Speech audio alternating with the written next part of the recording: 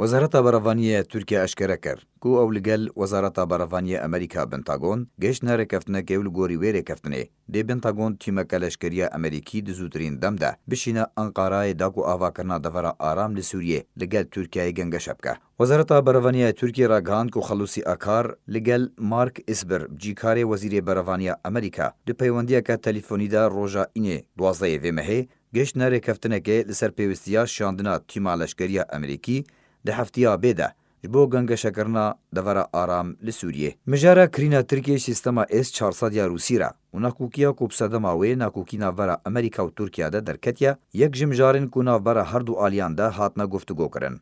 Li gorî veguhestina Wezareta Berevaniya Tirkiye li ser zarê Akar ku Akar têde dibêje, ew yek nayê wateya guhartina Tirkiye ji stratîjiya wê re derbarê Amerîka û Hind Tirkiye. Xweşkirîna sîstemê berevaniya asmaniya Amerîkî Patriot nedaye paş. Derketina nakûkiyan ne di berjewandiya her du welatan de ye. Ev demeke dirêja behsa avakirina devera aram li Sûriyê tê kirin. Hîn nakûkî li ser çawanî û birêvebirina wê heye. Avakirina wê deverê ji aliyê welatên Zîlhêz û Tirkiye ve hîn dwarê gengeşekirin û gotegotan de ye. Neketiye dwarê cîbcîkirinê de.